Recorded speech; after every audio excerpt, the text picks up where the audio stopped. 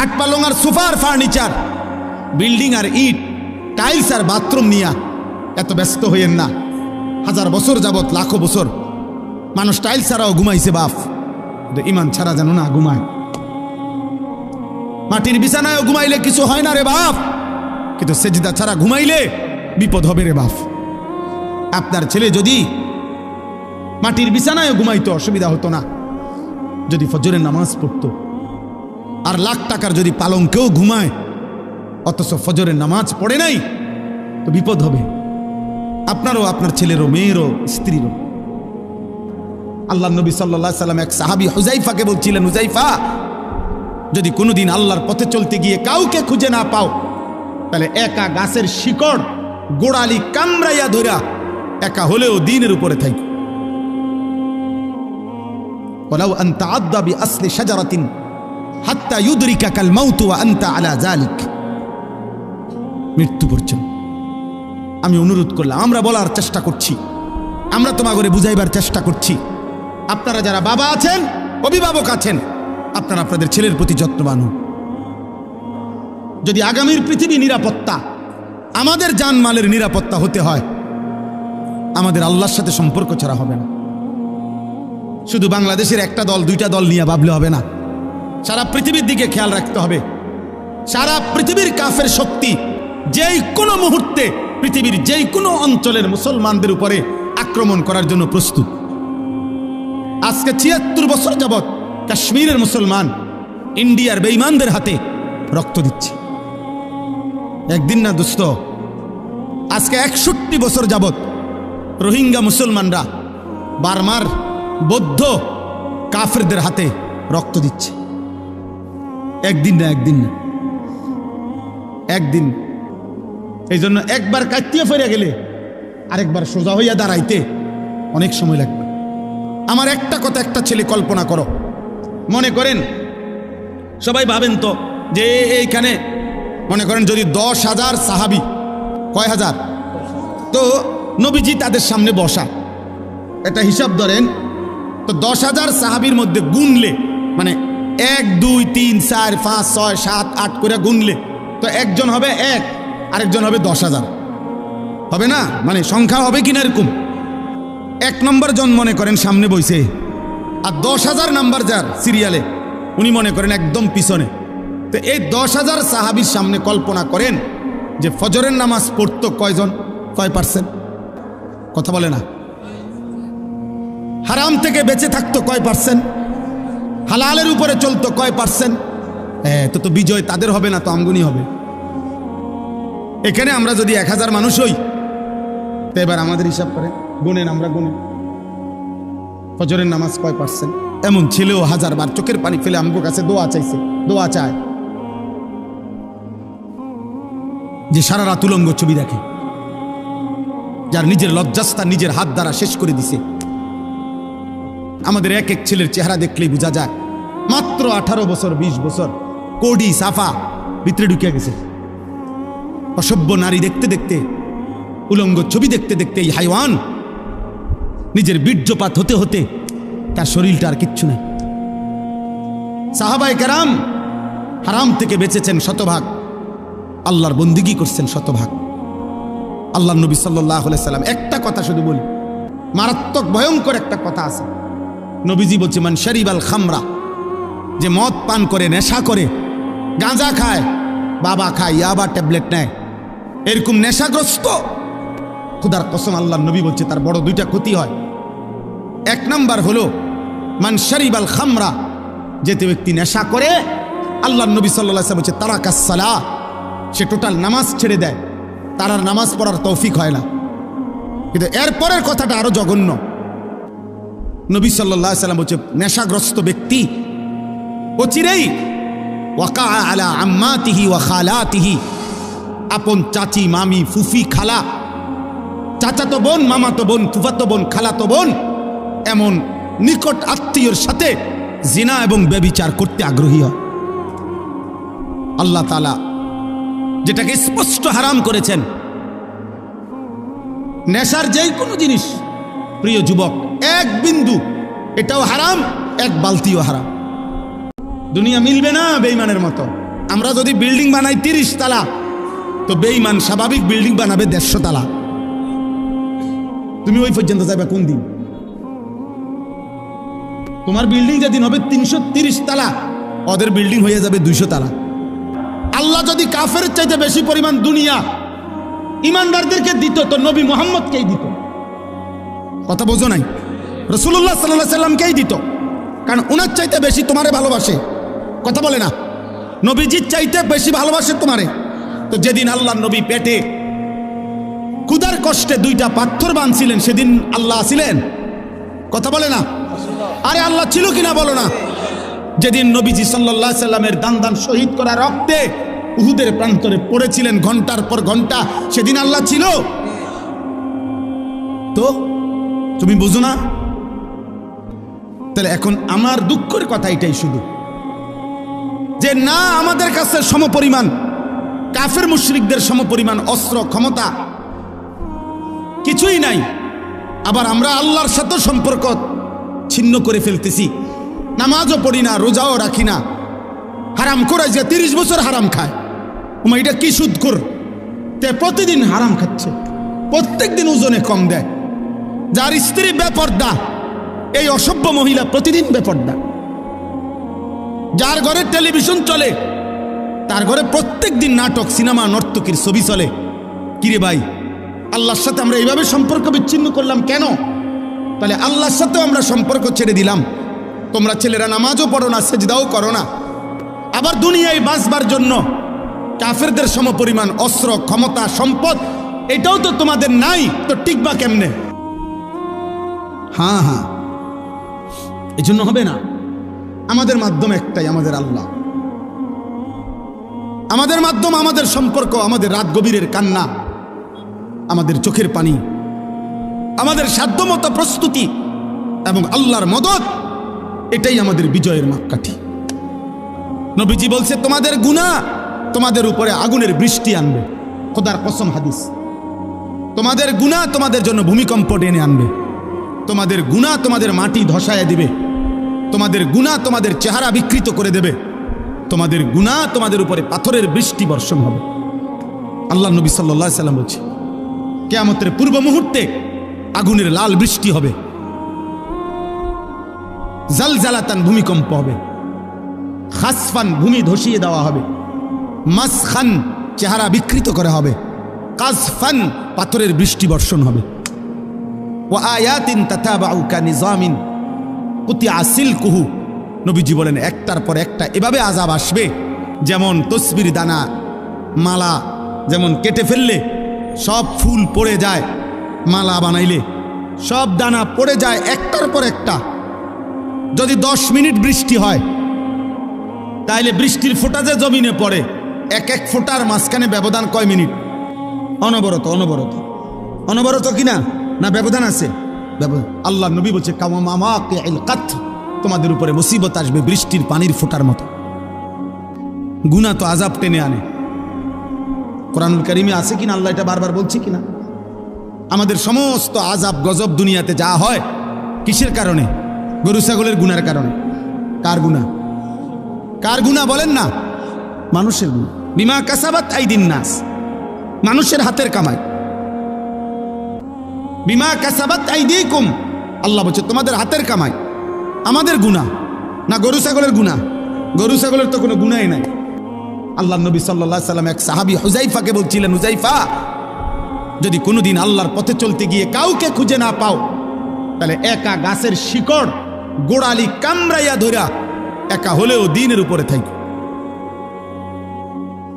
ওয়ালাউ আন তাআদ্দা বিআসলি শাজারাতিন হাত্তা ইউদরিকাকাল মাউত ওয়া আনতা আলা যালিক।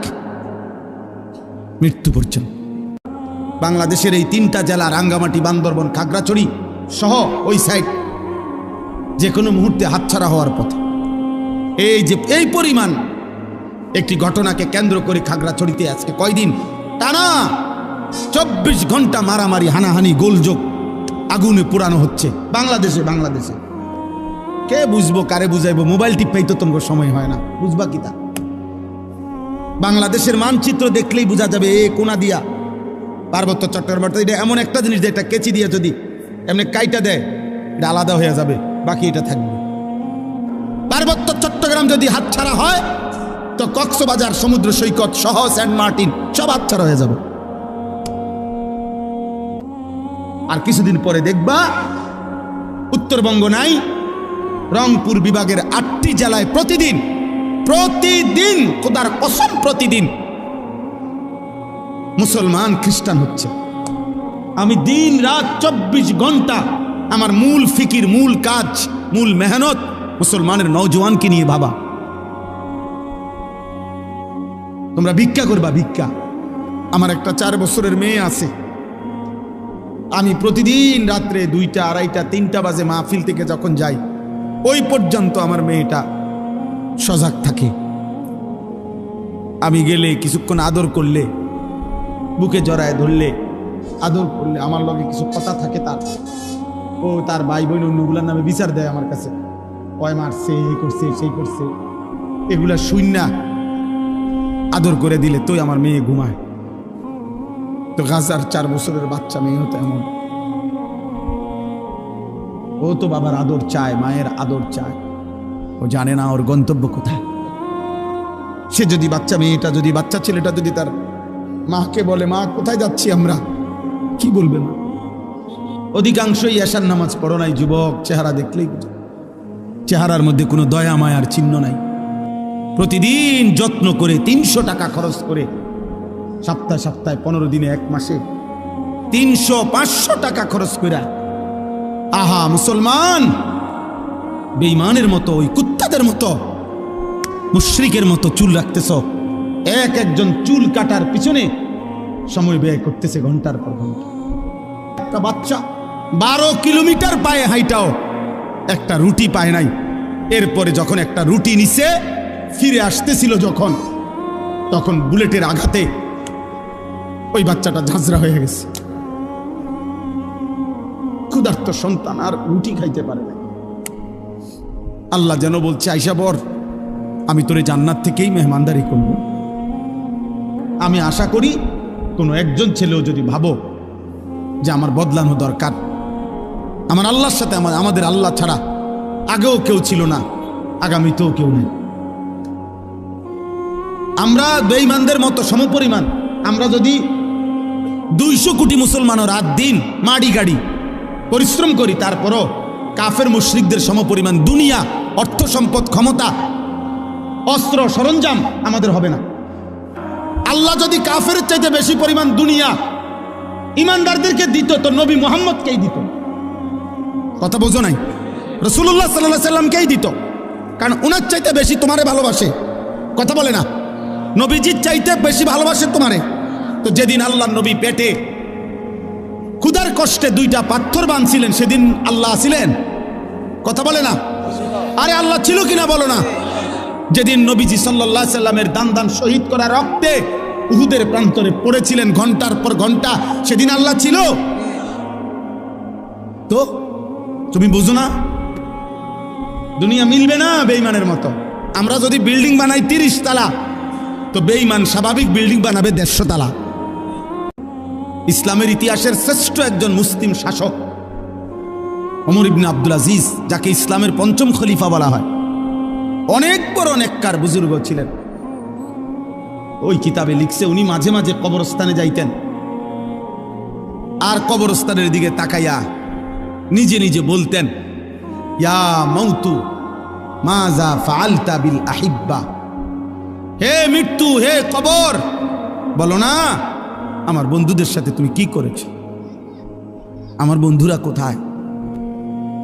হযরত ওমর ইবনে আব্দুল আজিজ বলতেন যে কবর আমাকে জবাব দিত, কবর যেন আমাকে বলে, হে ওমর ইবনে আব্দুল আজিজ, তোমার সেই বন্ধুদেরকে আমি চোখ খুলে ফেলছি, তাদের হাতের কনুই থেকে তাদের শরীর আলাদা করে ফেলছি, তাদের পা হাঁটু, তাদের শরীরের গোশত হাড্ডি রেজা রেজা করে পাউডার করে মাটির সাথে মিশায় দিছি।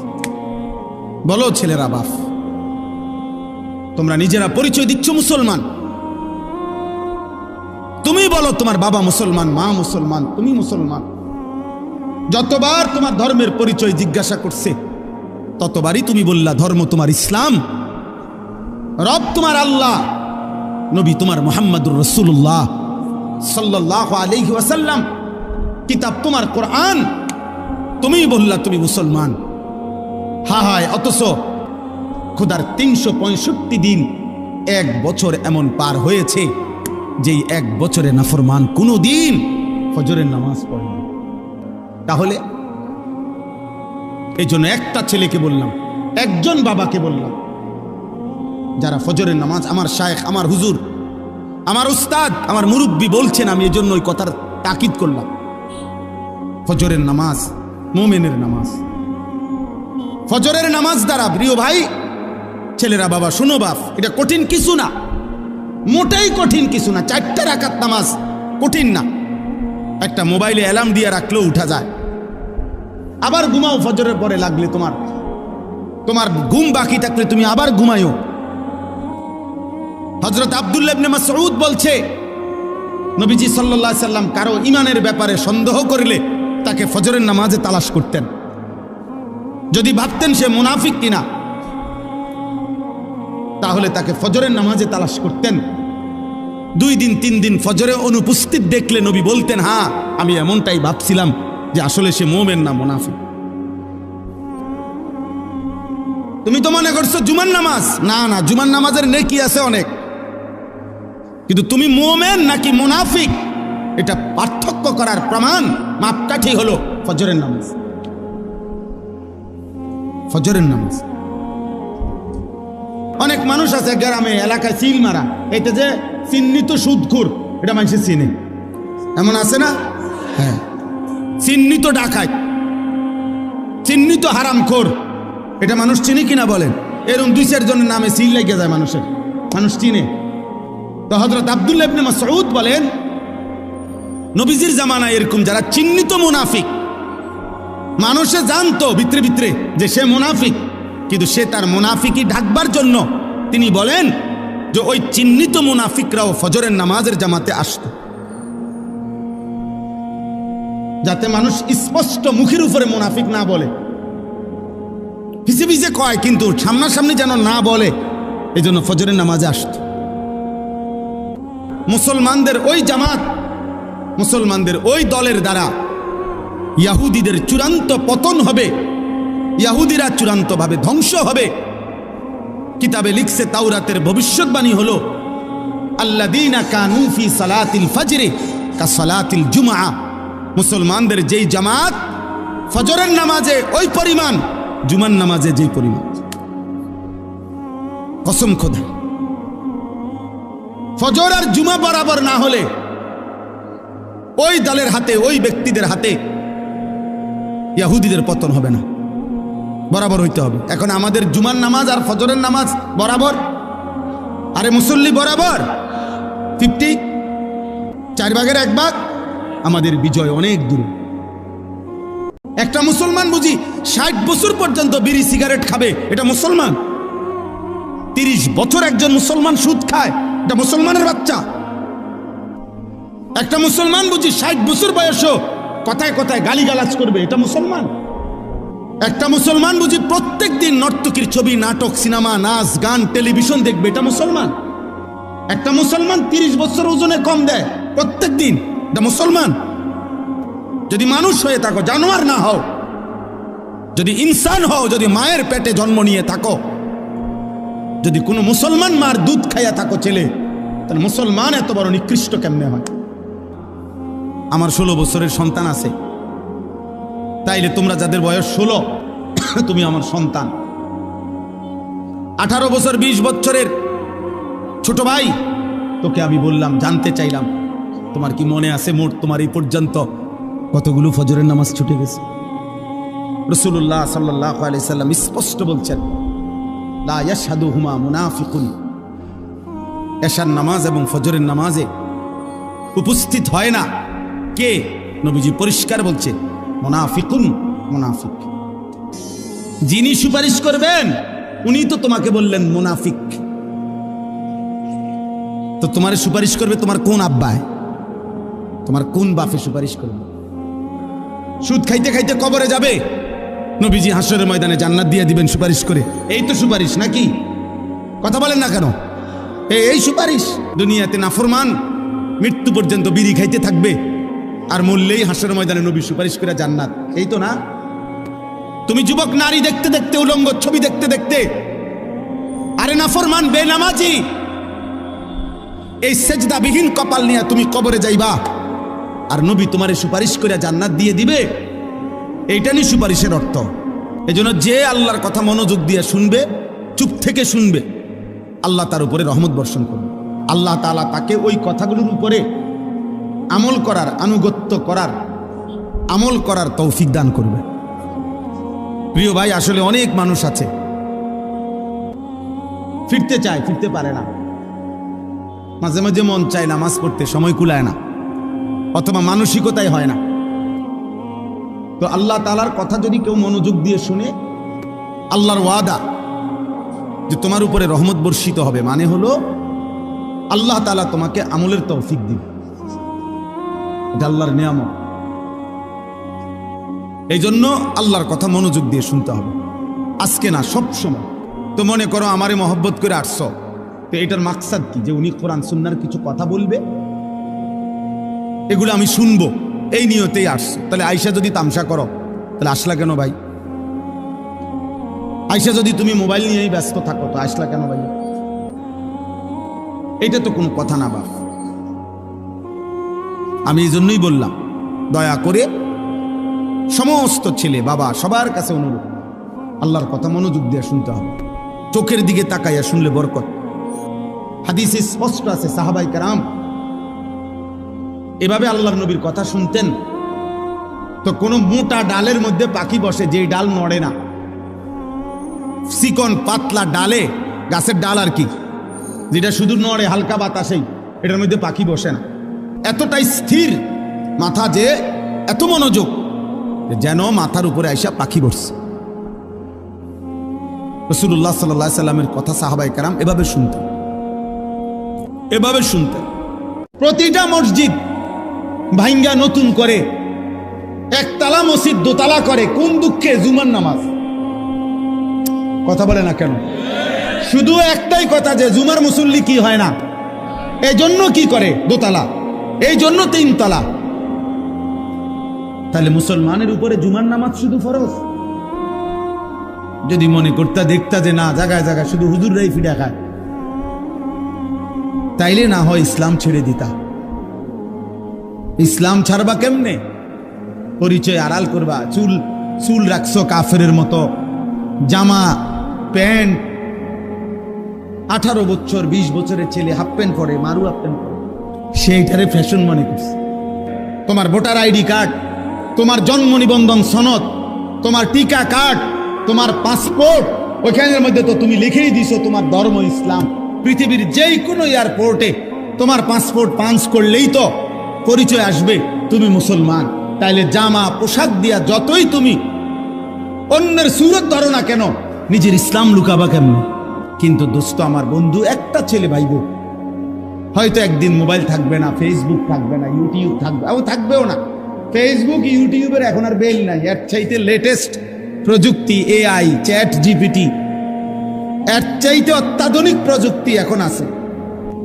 কিন্তু তুমি মনে করো, আজকে যে তুমি রাত জেগে উলঙ্গ ছবি দেখলা, নারী দেখলা, জিনা ব্যভিচারের দৃশ্য দেখলা, নিজের হাত নিজের লজ্জাস্থানে নষ্ট করলা, এই যে গুনাহগুলো, হয়তো ফেসবুক থাকবে না, ইউটিউব থাকবে না, মোবাইল থাকবে না, কিন্তু এই গুনাহগুলো যে তোমার বাম কাঁধে আমল নামার মধ্যে ফেরেশতা লিখাইছে, এগুলো নিয়ে তো তোমার হাসরের ময়দানে দাঁড়াইতে হবে। এগুলো মুছবা কেমন? সুদখোর মিয়া, আমনেন একদিন মরে যাবেন, কিন্তু সুদের টাকার প্রতিটা গুনাহ যে ফেরেশতা লিখছে, এটা হাসরের ময়দানে মুছবেন কেমন? প্রতিটা গালি, প্রতিটা মন্দ, প্রতিটা হারাম মুছবেন কিভাবে? এই পৃথিবী হাজারবার লক্ষবার আমাদের নবীর একটা একটা কথা প্রমাণ করেছে, পরীক্ষা করছে কাফেররাও, বেঈমানরাও, নাস্তিকরাও। কিন্তু আজকের এই মিনিট পর্যন্ত খোদার কসম, পৃথিবীর কোন বেঈমান, কাফের, নাস্তিক, মুরতাদ আমাদের নবী সাল্লাল্লাহু আলাইহি সাল্লামের জীবনের 23 বছরের 63 বছরের একটি সেকেন্ডের উপরে একটা লাল কালির দাগ এখনো বসাইতে পারেন না। আমাদের নবীর জামানার থেকে আজকে পর্যন্ত 1450 বছর, 1450 বছর, 1500 বছর প্রায় মিথ্যা কথা এতদিন চলে না। আল্লাহ তাআলা কসম করে বলছে, কসম, নবীজি যখন মক্কায় কালেমার দাওয়াত দিচ্ছিলেন, মক্কার কুরাইশরা নবীজিকে অনেকগুলো মন্দ গালি দিছে, নাউজুবিল্লাহ। এর মধ্যে একটা গালি দিত, তারা বলতো মুহাম্মদ পাগল। এত নিয়ামত যার উপরে বর্ষণ হয়, সেই বন্ধু আমার পাগল হতে পারে?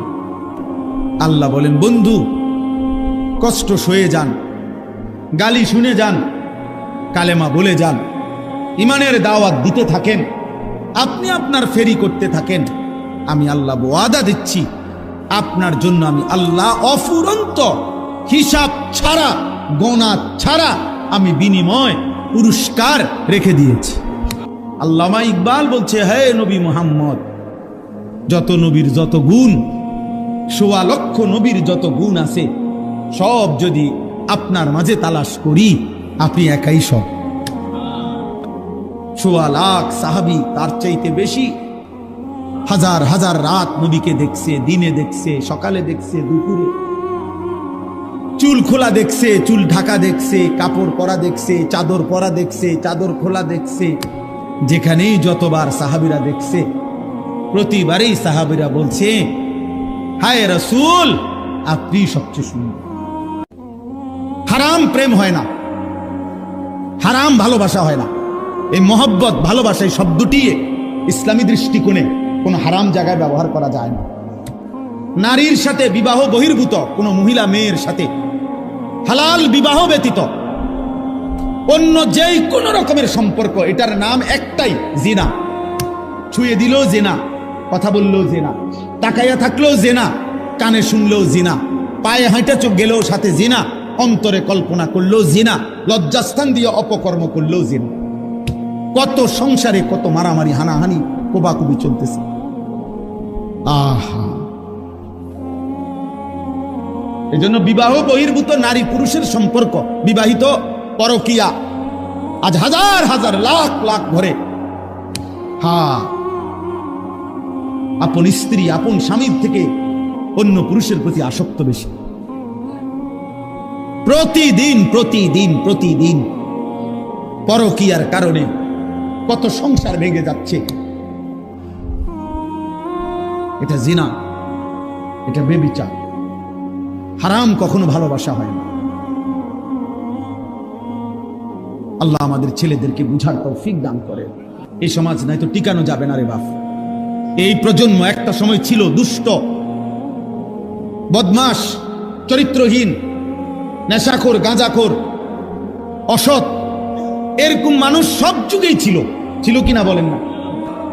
কিন্তু একটি সমাজের মধ্যে যদি 200টা বাচ্চা হয়, ছেলে হয় 16 বছরের, এরা যদি 190 জনে নামাজ না পড়ে, 190 জনে যদি নামাজ না পড়ে, মা বাবা, বংশ, ইসলাম, দিন, ধর্ম, আল্লাহ, কোরআন, রসুল, তাহলে এই সমাজ টিকবে কেমনে? বা প্রতিটা মসজিদ ভাঙ্গা নতুন করে, একতলা মসজিদ দোতলা করে, কোন দুঃখে? জুমার নামাজ।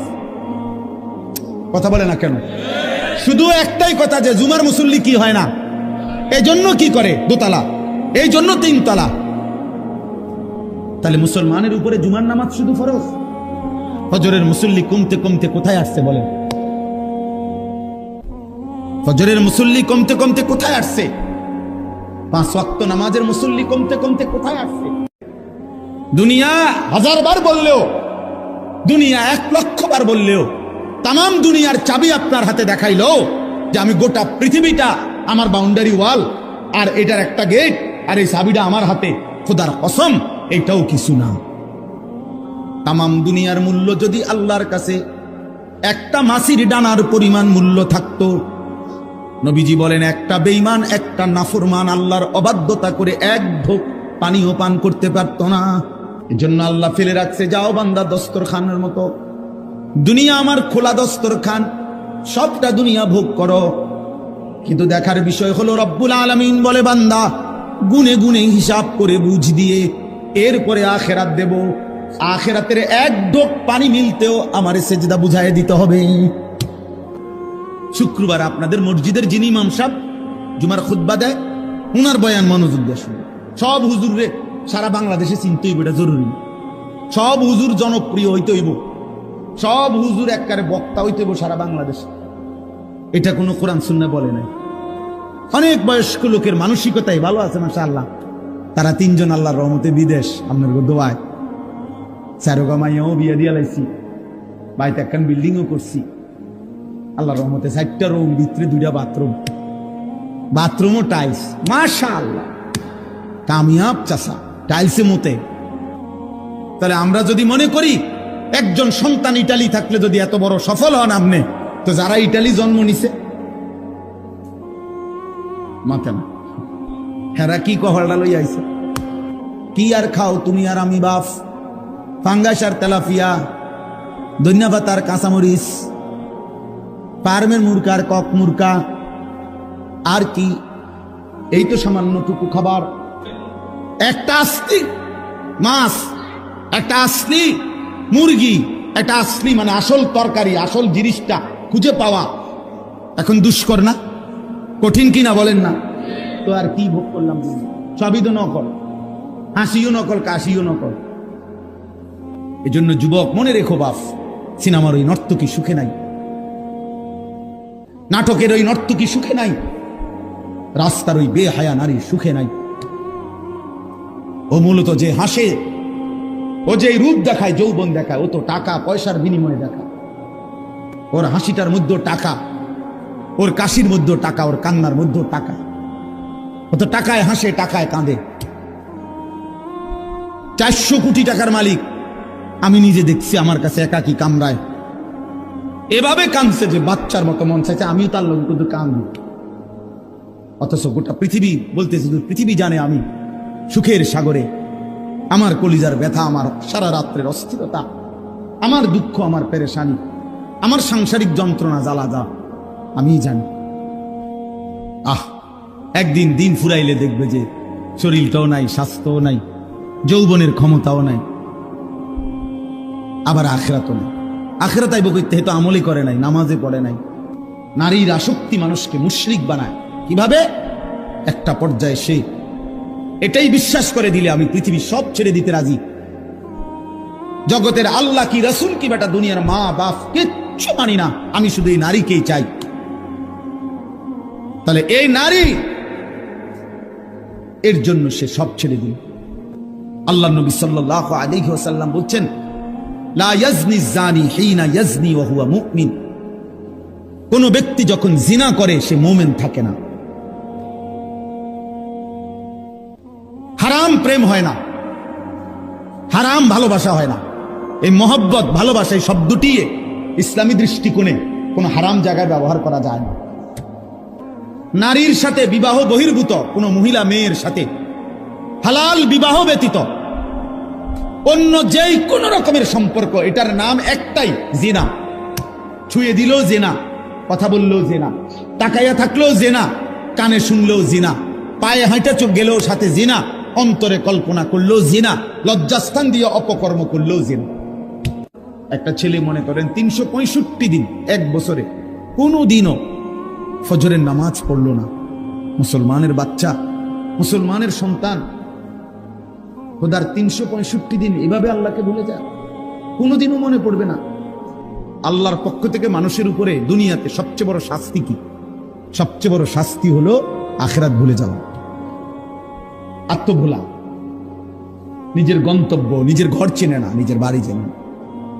একজন মহিলা আজকে 20 বছর মনে করেন বেপর্দা, হায় হায় এই মহিলা কেমন ভোলা বলছে আল্লাহকে। ওর কোনোদিনও কি মনে পড়বে না যে এটা গুনাহ?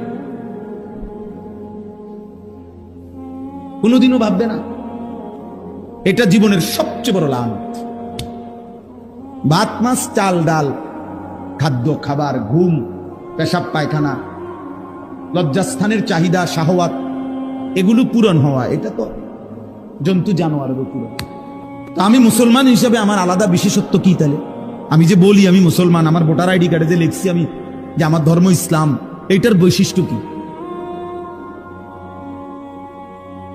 আমি যে বলি সবসময় যে আমি মুসলমান, তো এর মানে কি? ভাত খানা। মুসলমান মানে ভাত খানা। আমি জমি কিনছি হুজুর আল্লাহর রহমতে, আমরা দোয়া আজ 60 বছরে কুদ্দুর কুদ্দুর করে কিন না, এখন 90 শতক হয়েছে, দোয়া করেন। আর কি দোয়া করতে, মানে আরো 90 শতকের। আল্লাহ নবী সাল্লাল্লাহু আলাইহি ওয়াসাল্লাম বলছেন, মা আকালতা ফাআফনাইতা, তুমি নিজে যেটা খেয়েছো এটাই তোমার। ওমা লাবিস্তা ফাআবলাইতা, যে পোশাক তুমি নিজে গায়ে দিয়েছো সেটাই তোমার। ওমা তাসাদ্দাকতা ফাআমগাইতা, যা তুমি আল্লাহর রাস্তায় সাদাকা করেছো তা তোমার। কেবল এই তিনটা। লাশটুকু পর্যন্ত দাফনের সুযোগ হয় নাই, হচ্ছে না। কবর থেকে আবার লাশ উঠাইছে, মানে মরা মানুষের হয়তো জিঙ্গাই বুঝে কোন ফুতিরে কোনটা দিবেন। আপনি কইয়া দেন মরছেন কেন, আপনি মরলেন কেন মিয়া? দুনিয়া বাড়ানোর নেশা তোমাদেরকে গাফেল করে দিল। শাগালাকুম ফিদ দুনিয়া ওয়া আনসাকুমুল আখিরাহ, দুনিয়াতে ব্যস্ত করে দিল, আখিরাতকে ভুলিয়ে দিল। আল্লাহ বলেন, আর সেই কবরে পৌঁছলেই তুমি জানতে পারবে কি করা উচিত ছিল আর কি করেছি। সুম্মা কাল্লা সাউফা তা'লামুন, আবার আখিরাতে হাশরের ময়দানেও জানতে পারবে কি করা উচিত ছিল, কি তুমি করেছিলে। ওয়ালা ইয়াযুবু আর রাব্বিকা মিন মিসকালি যাররাতিন ফিল আরদি ওয়ালা ফিস সামা, সাত আসমান ও জমিনের এক বিন্দু, এক যাররা তোমার রবের আড়ালে নয়। আল্লাহ বলছে, আল্লাহ বলে, বান্দা যা করেছিলে সব তুমি তোমার সামনে উপস্থিত পাবে। ইয়াউমা তুবলাস সারাইর, গোপন বিষয়, অন্তরের ভেতরে যে কথা, সেগুলো সেদিন তোমার সামনে খুলে দেওয়া হবে। নারী দেখে, ছবি দেখে, উলঙ্গ দৃশ্য দেখে, নর্তকী দেখে, হারাম দৃশ্য দেখে কি কি ভাবছিল দিলে দিলে, আল্লাহ বলে সেগুলো আমি খুলে দেখাবো। তোমার অন্তরের ভিতরের কথাগুলো আমি বের করে আনব। আমি সব শুনেছি, সব জানি। তারা আমারে নামনে বুঝ দিলেন, আমি নামনে বুঝ দিলাম। হ্যাঁ, আমরা হুজুর পাবলিক মিল্লা নলে জোড়া তালি দিয়া পার হইয়া গেলাম। এরপর আখিরাত। যুবক ভাই, তোমরাও ভাই, তোমার ওই উশৃঙ্খল চুলের কারণে, চেহারার কারণে, তোমার এই বদবখত আকৃতির কারণে হয়তো অনেকে ভয়ে আতঙ্কে তোমারে কিছু বলে নাই। কারণ দেখতেই বোঝা যায় সন্ত্রাসী, দেখতেই বোঝা যায় চেহারা সুরতে আল্লাহ নাই, খোদা নাই, নামাজ নাই, রোজা নাই। এই জন্য হয়তো ভয়ে আতঙ্কে কেউ কিছু বলে নাই। কিন্তু তুমি নাফরমান, হাসরের ময়দানে কি বলবা? হ্যাঁ, কার মেয়ে দেখে নাক কাটাও, কার নারী, মোবাইলের ওই ছবি কার? যে নারীকে সারা রাত দেখে নষ্ট হইলা, ও তো তোমার মতো কারো মা, ও তো তোমার মতো কারো বোন। এক যুবক নবীজির জামানায় জিনা করতে চাইছে, নবী তাকে 5টা কথা বলছে। 5 বার নবীজি তাকে জিজ্ঞেস করছে কাছে আইনা, যে যুবক, এই জিনাটা তোমার মায়ের সাথে কেউ করুক, তুমি কি পছন্দ করো? যুবক বলছে, লা ওয়াল্লাহি, না আল্লাহর কসম নবী, আমি এটা পছন্দ করি না। নবীজি এরপরে বললেন, তুমি কি তোমার কন্যার জন্য এটা পছন্দ করো যে তোমার মেয়ের সাথে কেউ জিনা করুক? যুবক বলছে, লা ওয়াল্লাহ, আল্লাহর কসম নবী না। নবীজি বললেন, যুবক, তুমি কি পছন্দ করো তোমার বোনের সাথে কেউ জিনা করুক? লা ওয়াল্লাহ। যুবক বলল, না আল্লাহর কসম। 4 নম্বরে নবী বলেন, আফা তুহিব্বুহু লিআম্মাতিক, তুমি কি তোমার ফুফির সাথে কেউ জিনা করুক, তুমি এটা পছন্দ করো? যুবক বলল, লা ওয়াল্লাহ, না না। 5 নম্বরে বললেন, আফা তুহিব্বুহু লিখালাতিক, তোমার খালার সাথে কেউ জিনা করুক, ব্যভিচার করুক, তুমি কি এটা পছন্দ করো যুবক? যুবক বলছে, না আল্লাহর কসম নবী, আমি এটা চাই না। ওই যুবক বলছে, ইয়া রাসূলুল্লাহ, আমার পুরা জিন্দেগি আপনার জন্য উৎসর্গ। যুবক তখন বলছে, আল্লাহর কসম নবী, ইন্নী তুবতু, আমি তওবা করলাম, আমার চোখ খুলে গেল, আমার দিল খুলে গেল, আমি এমন নাফরমানি আর কোনোদিন করব না, আমি তওবা করছি। অল্প কয়েকদিনের ভাত মাছ রুটি গোশত খাইতে দাও। আল্লাহ বলেন, ছেড়ে দাও আদারনি, সুদখোরকে ছেড়ে দাও, ঘুষখোরকে ছেড়ে দাও, দুনিয়া কিস্তিখোরকে দুনিয়া ছেড়ে দাও। বেবিচারী হারাম করে নেশাখোরকে দুনিয়া ছেড়ে দাও। আল্লাহ বলেন ইন্না লাদাইনা আনকালাম ওয়া জাহিমা, আখিরাতে আমি রব্বুল আলামিন রেডি রাখছি জাহান্নামের আগুনের শিকল আর জাহান্নামের ধাউ ধাউ আগুন।